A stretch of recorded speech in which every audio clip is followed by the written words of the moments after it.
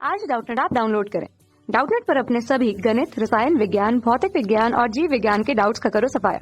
बस प्रश्न की फोटो खींचो, एक ही प्रश्न को क्रॉप करो और तुरंत वीडियो सोल्यूशन पाओ। अभी डाउनलोड करें।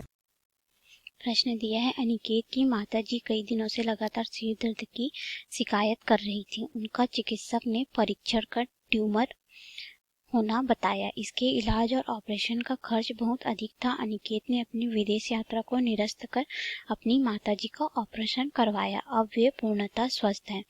उपरोक्त अनुच्छेद को पढ़कर इन प्रश्नों के उत्तर दीजिए। ट्यूमर के इलाज में किस प्रकार के विकिरण का उपयोग किया जाता है। तो आइए हम लोग इस प्रश्न का उत्तर देखते हैं कि ट्यूमर के इलाज में किस तरह के विकिरण का प्रयोग किया जाता है। देखिए, हम लोग यहाँ पे जो यूज करेंगे, वो उपयोग में लाएंगे, वो होगा गामा किरण। ठीक है, गामा किरण को ही हम लोग गामा विकिरण के भी नाम से जानते हैं। यहाँ पे गामा किरण का प्रयोग हम लोग क्यों करते हैं, इसको जानने से पहले ये जान लेते हैं कि गामा किरणें उत्सर्जित कैसे होती हैं। जो रेडियो एक्टिविटा होता है, जिसमें अस्थायी नाभिक जो रहते हैं स्थायी नाभिक में बदलने की प्रक्रिया होती है, उसमें अल्फा व बीटा कणों का क्षय होता है। ठीक है, तो अल्फा और बीटा कणों के क्षय के पश्चात जो नाभिक होता है वो अपने मूल अवस्था से उत्तेजित अवस्था में रहता है। जब वह अपनी उत्तेजित अवस्था से मूल अवस्था में वापस आता है तो अपनी ऊर्जा का वो क्षय करता है। ठीक है, अपनी ऊर्जा को वो निकालता है, तो वो उस ऊर्जा को निकालता है तो वो उसको फोटोन के रूप में निकालता है। कैसे निकालता है?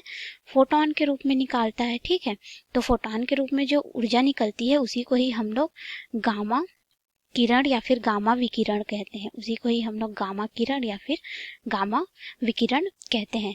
इस जो फोटोन की ऊर्जा होती है वो 100 किलो इलेक्ट्रॉन वोल्ट के आसपास होती है, मतलब कि लगभग 100 किलो इलेक्ट्रॉन वोल्ट की ऊर्जा यह उत्सर्जित करता है। अगर हम लोग बात करें गामा किरण की, तो यह एक विद्युत चुंबकीय विकिरण या तरंग होता है। यह कैसा होता है? विद्युत चुंबकीय तरंग होता है। गामा किरण का जो तरंग दैर्ध्य होता है वो भी बहुत कम होता है।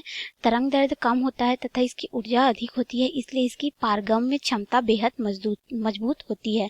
पारगम्य क्षमता जो होती है वो बहुत मजबूत होती है। पारगम्य क्षमता का मतलब आर पार जा सकने की जो क्षमता होती है, यानी कि किसी भी वस्तु को पार करके उसके निकल जाने की जो क्षमता होती है उसको हम लोग पारगम्य क्षमता कहते हैं। वह गामा किरणों की बहुत मजबूत होती है, इसीलिए यह अस्थि मज्जा को पार कर लेती है। हमारे शरीर में जो हड्डी रहती है, हड्डी के पहले एक चिकना द्रव होता है जिसको अस्थि मज्जा कहते हैं। ठीक है, उस अस्थि मज्जा को यह पार कर लेती है, इसीलिए इसका प्रयोग हम लोग कैंसर तथा ट्यूमर के उपचार में करते हैं।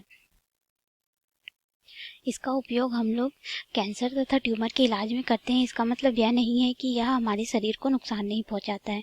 जो गामा विकिरण होता है वह भी अल्फा और बीटा की तरह ही हमारे शरीर को बहुत नुकसान पहुंचाता है। इसीलिए जब हम लोग अस्पताल में जाते हैं तो जो रेडियो एक्टिव सेंटर होता है या फिर जहाँ पे कैंसर और ट्यूमर जैसे बीमारियों का इलाज होता है उसको अलग से बनाया जाता है और वहाँ पे एक बोर्ड लगाया जाता है, सूचना पटल लगाया जाता है, जिसमें लिखा रहता है कि यह विकिरण वाला क्षेत्र है, यहाँ पे प्रवेश वर्जित है। जब तक कि वहाँ पे हमको कोई चिकित्सक से सलाह ना मिली हो या हमको बोला ना गया हो वहाँ जाना हो, तब तक हमें वहाँ नहीं जाना चाहिए।